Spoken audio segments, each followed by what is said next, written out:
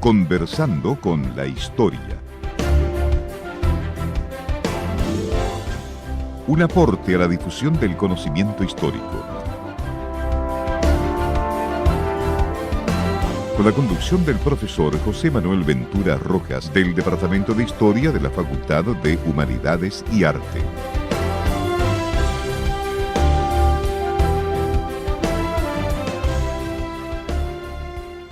Muy buenas tardes, bienvenidos a una nueva edición de Conversando con la Historia y como siempre desde esta tribuna esperamos que los temas que traemos para ustedes sean de su interés, tanto la investigación de los profesores de nuestra casa de estudios como de especialistas de este y otros centros de investigación y las recomendaciones de libros, material audiovisual, siempre relacionado con temas de historia y efemérides como las que traemos para esta ocasión y saludamos para ello al señor Francisco de Armendáriz Salvo. Muy buenas.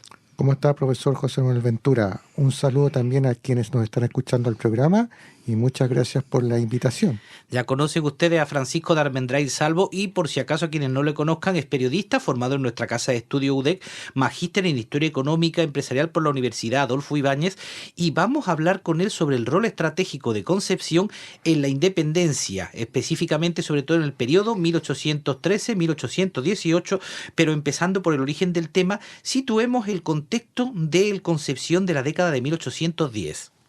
¿Cómo está, profesor? Bueno, creo que es menester efectuar un pequeño contexto también de por qué Concepción tiene esta importancia y por qué se produjo el tema de la independencia. Hay que recordar que estamos en el mes de septiembre, se viene el 18, fecha que conmemoramos la instalación de la primera Junta Nacional de Gobierno. Nunca se habla de independencia. Esta junta se materializó producto de una convocatoria por parte de los criollos, principalmente de Santiago, para la constitución de un gobierno autónomo a nombre de su majestad Fernando VII, que en ese minuto estaba cautivo de Napoleón. Exacto, autónomo de las autoridades napoleónicas. Exactamente, un gobierno autónomo, nunca se habló de emancipación. De hecho, cuando se instaló esta junta en Santiago, cuando se inauguró el Cabildo Abierto aquel día, que don Mateo de Torres Zambrano, que era el gobernador de Chile interino, entrega el bastón de mando simbólicamente y todos juraron lealtad a su majestad Fernando VII. Por lo tanto, al menos en el papel, nunca se habló de independencia. Haciendo un pequeño contexto para entender lo que vamos a conversar más adelante.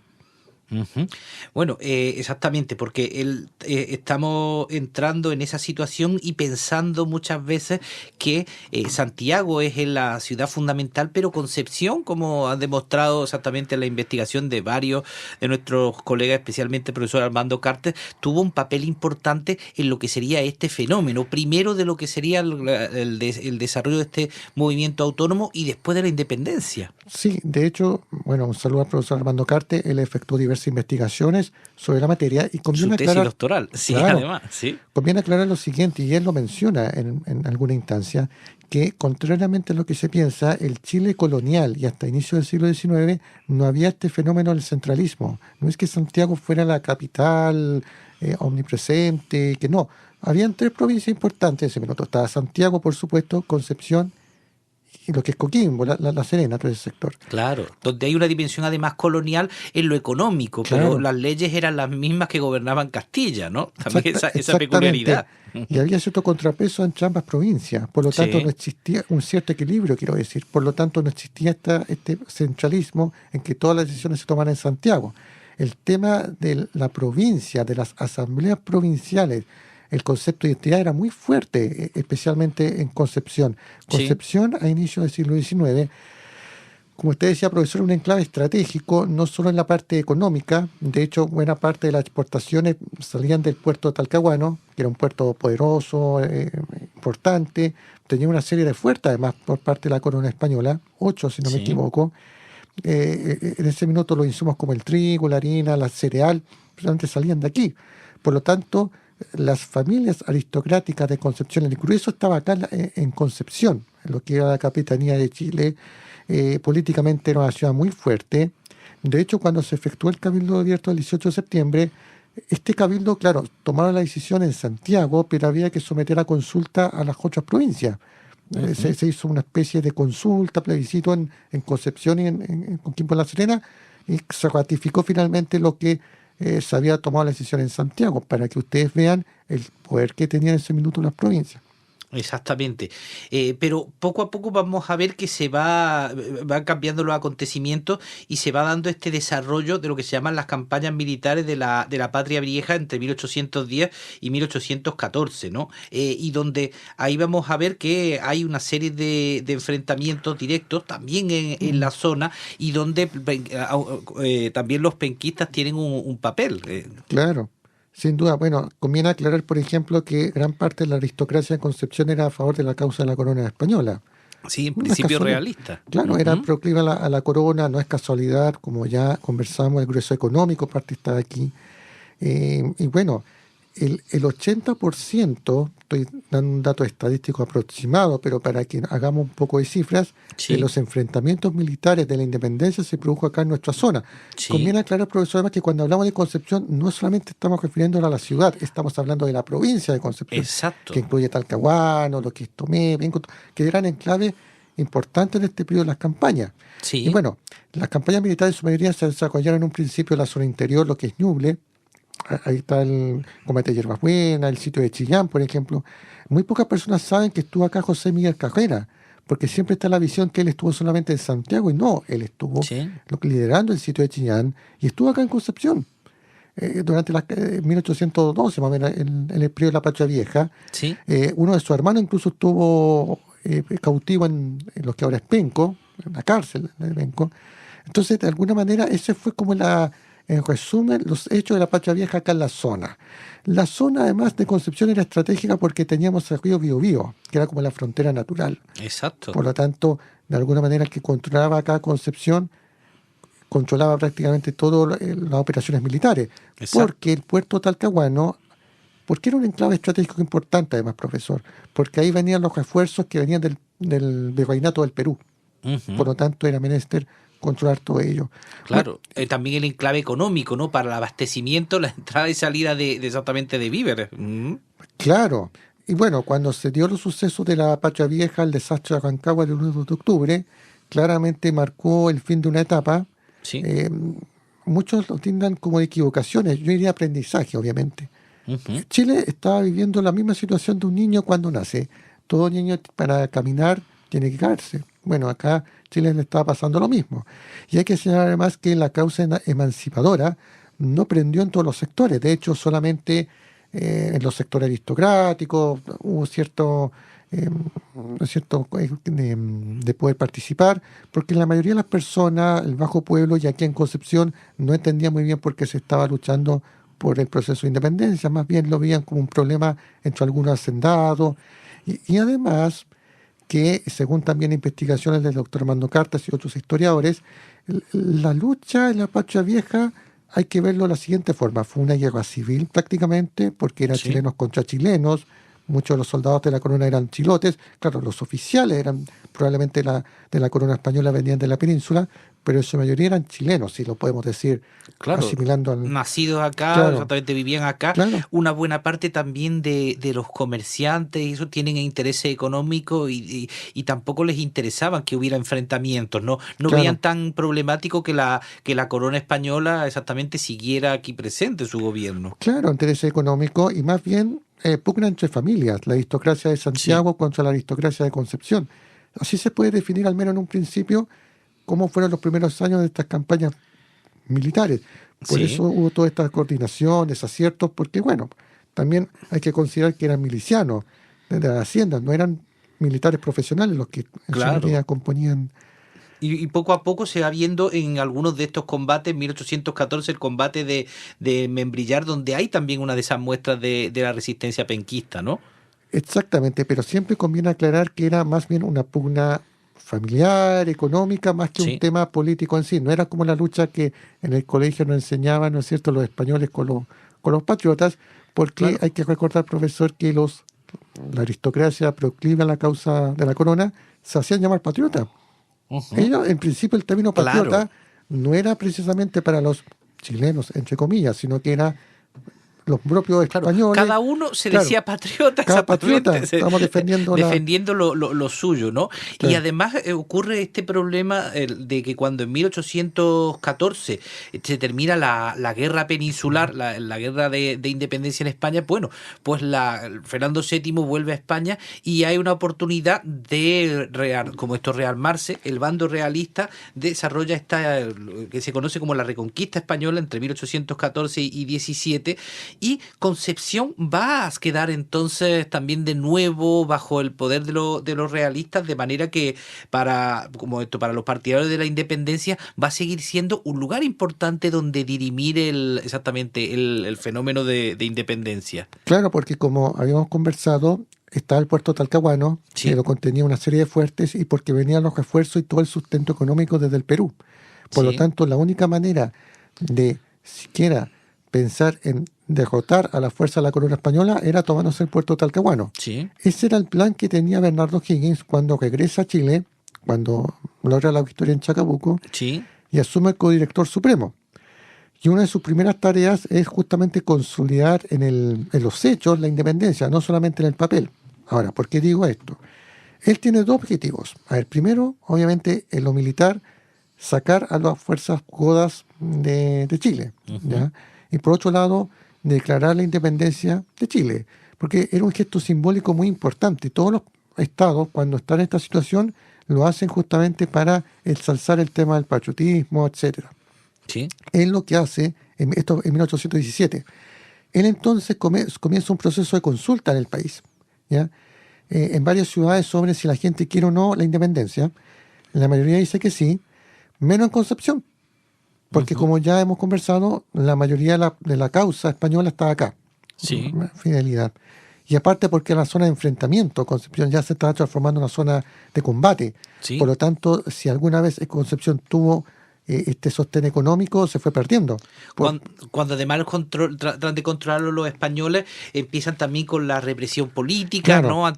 Digamos, a ciertos los partidarios de la causa independentista los persiguen, los encarcelan. Exactamente. Esto se da, bueno, al inicio de la Reconquista, ya cuando llega Marco del Pont, y acá en Concepción también se da este fenómeno, porque algunos santiaguinos que huían de la capital llegaron acá y se comenzaron a armar pugnas y también persecuciones.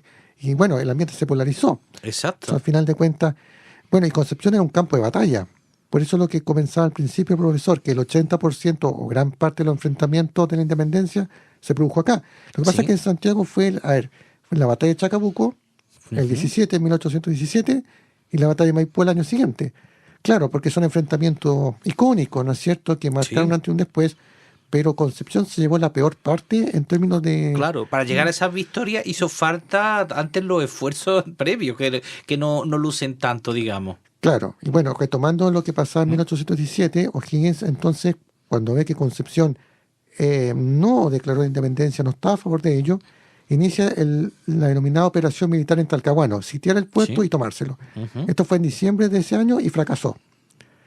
Pero, para no dejar pasar esta tarea pendiente al año siguiente, fue que el 1 de enero de 1818 firmó la Declaración de Independencia en los Mojillos de Peral en Talcahuano, donde ahora está Huachipato, en ese sector, y efectuó la proclamación formal en la entonces Plaza de Armas de la ciudad, hoy Plaza de la Independencia.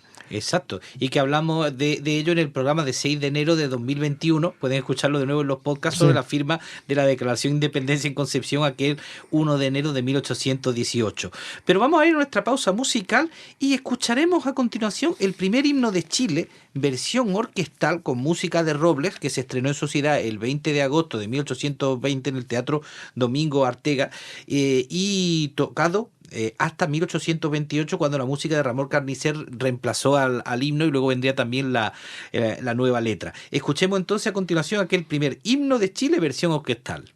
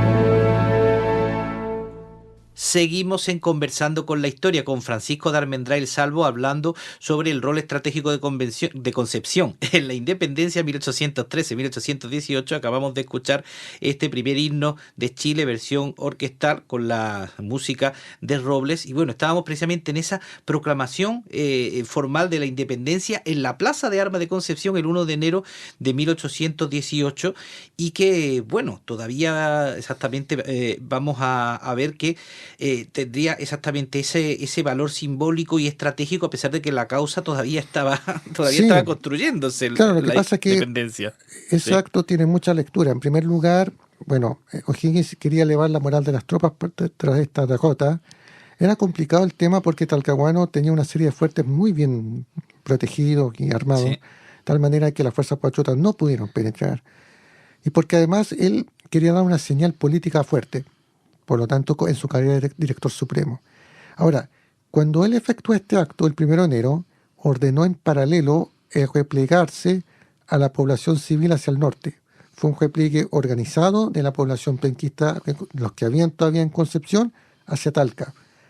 Y ordenó quemar todo lo que pudiera favorecer a las fuerzas españolas que llegaban, ¿no es cierto?, desde el Perú. ¿Ya? Uh-huh. Este fue un repliegue organizado. Un detalle que se me olvidó. Bueno, en la noche del 1 de enero, todas estas investigaciones las sabemos gracias a Carlos Oliver Schneider, que está publicada en el libro de Oro Concepción, lo pueden consultar. Resulta que la noche del 1 de enero, O'Higgins hace un sarao, una fiesta, como se llama hoy día, con los oficiales patriotas que participaron el 1 de enero, y él dice que, bueno, esta fiesta fue en la casa del coronel Patiño, que ahora, donde está ahora el Palacio Tribunal de Justicia de Concepción. Ahí tenía su casa, O'Higgins 935. Esa casa, dicho sea de paso, se mantuvo en pie hasta 1939, cuando lo destruyó el terremoto. El terremoto de Chillán. Sí, pero no fue tan destructivo. Lo que pasa es que después la tuvieron que demoler para construir la... Claro, la diagonal y la plaza exactamente tribunales. Claro, habría sido interesante que se hubiera mantenido algo de la casa, para como un testimonio ahí de que el... Sí, a veces no son solo los terremotos, pero bueno. Sí. Hay una foto ahí del sur, porque él efectuó un reportaje para el Diario del Sur del año 39, que da cuenta de lo que estamos conversando. Claro, porque además ocurre eso. Ya vemos que se habían desarrollado 8 años de guerra en la zona, y Concepción queda bastante marcado por lo que serían estos combates. También es algo a reflexionar a la hora de pensar en el rol que va a tener frente exactamente al resto del país, especialmente frente a Santiago al comienzo de la independencia. Claro, entonces, para cerrar el tema del 1 de enero, bueno, el efecto dice Carlos Oliver Schneider que habían 4 cabecitas de chanchito, entonces cada chanchito le pusieron el nombre de un oficial de la corona española, Osorio, etcétera. Los oficiales ahí para reírse un poco, pero mientras eso sucedía, la población civil estaba huyendo organizada hacia Talca y de ahí a Santiago. Y luego en Talca efectuó una ceremonia formal el 12 de febrero, pero la firma fue en Concepción. Por eso se arma esta disputa que hay entre Talca y Concepción sobre el tema. Claro, pero que tuvo también precisamente esa idea de lo simbólico, de tratar un poco de reagrupar la resistencia, ¿no? Claro, una de las virtudes del ejército patriota fue justamente liderar este proceso. Sí. Habían aprendido las lecciones de la Patria Vieja, era el Ejército Libertador de los Andes. Y bueno, después vino los sucesos de Maipú, el 5 de abril, y la batalla y la victoria. Pero para la gente de Santiago, claro, el tema estaba más o menos saldado. El problema era acá en Concepción. Sí. La lucha continuó. Y Concepción vivió épocas de hambruna, desastre. Como mencionábamos, era un campo de batalla para ambos lados. Los patriotas contra las fuerzas de la corona española, los que quedaban acá. Por eso, en esta época, Benjamín Vicuña Maquena denominó este periodo como la guerra a muerte. ¿Por qué? Bueno, el título ya les dirá el motivo. Conflicto, batallas que no había prisioneros. Bueno, todas las guerras son complicadas, terribles, pero acá el nivel de carnicería era brutal. Testimonios muy macabros de cómo Claro, Fue el tema. una guerra fratricida, porque pensemos eso, que hay esa dimensión, hay una dimensión también de tratar al propio como si fuera otro, también con lo que sería la resistencia, el apoyo español, que hacía fácil decir, bueno, el que viene son como los que apoyan a los de la península, es como los que vienen de fuera, pero ya llegando al final del programa, es importante entonces el situarnos de nuevo, ¿no? Porque uno puede pensar, claro, esto es como una periferia de la guerra en donde se desarrollan las batallas, pero todo lo que es la zona de la región y la provincia de Concepción en realidad están en el centro del conflicto de la independencia, ¿no? Y más pensando en que aquí tienen lugar algunos de los, exactamente, no solamente y no tanto los combates importantes, sino lo que serían las operaciones militares que sostienen muchas veces lo que son lo que son las batallas después. Sí, muy buena la acotación que hace el profesor, porque claro, es un tema que yo, bueno, en lo personal llevo años tratando de difundir, y por eso agradezco al programa esta instancia. Por eso se llama el programa Concepción en la Independencia. Sí. Porque la ciudad fue el teatro principal de operaciones en lo político, en lo económico, en lo militar. Claro, porque Santiago fue donde se efectuó el cabildo del 18. Sí. Pero todo el proceso posterior, yo diría incluso buena parte de las causas, fue acá en la provincia de Concepción.